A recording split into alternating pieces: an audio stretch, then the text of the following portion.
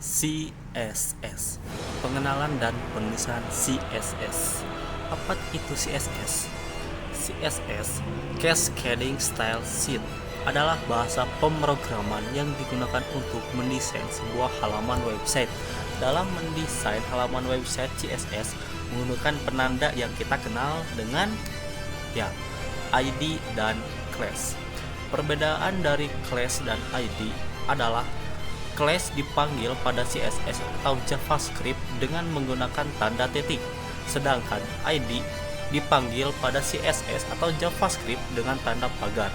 Ada kelebihan di sini untuk class, yaitu class dapat diberikan pada banyak elemen HTML dan dapat digunakan sekaligus, sedangkan ID hanya dapat bekerja pada satu penanda saja. Maksudnya, satu nama ID hanya bisa diberikan pada satu elemen saja.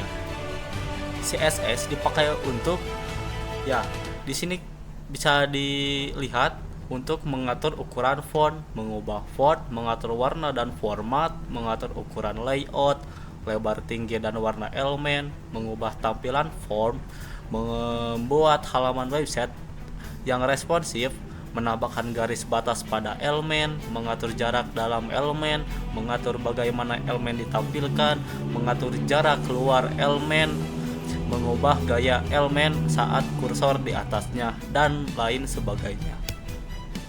CSS memiliki 3 teknik penulisan, yaitu inline style, internal style, external style.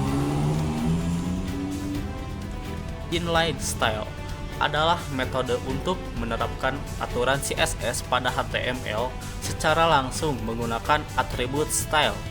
Inline style digunakan untuk membuat elemen HTML dengan format khusus di sebuah halaman. Inline style memiliki beberapa kelebihan seperti memberikan kebebasan dan fleksibilitas untuk mengendalikan estetika halaman web, membantu ketika hanya ingin menguji dan melihat perubahan pada satu elemen, berguna untuk memperbarui kode dengan cepat, dan proses request HTTP yang kecil membuat proses loading website jadi lebih cepat.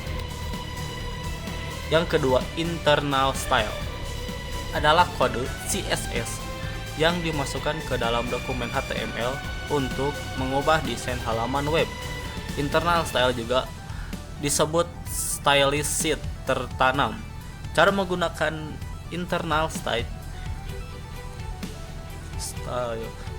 tulis kode CSS dalam tag style. Letakkan tag style di bagian head style dokumen HTML. Internal style cocok digunakan untuk membuat tampilan halaman web yang berbeda-beda. Berikut beberapa kelebihan internal style, yaitu perubahan internal style hanya berlaku di satu halaman saja. Tidak perlu mengunggah banyak file karena HTML dan CSS berada di satu file yang sama. Dan class dan ID bisa digunakan oleh internal style sheet. Selain internal style, ada 2 jenis CSS lainnya, yaitu inline style dan external style. Seperti inline style yang tadi sudah saya bahas.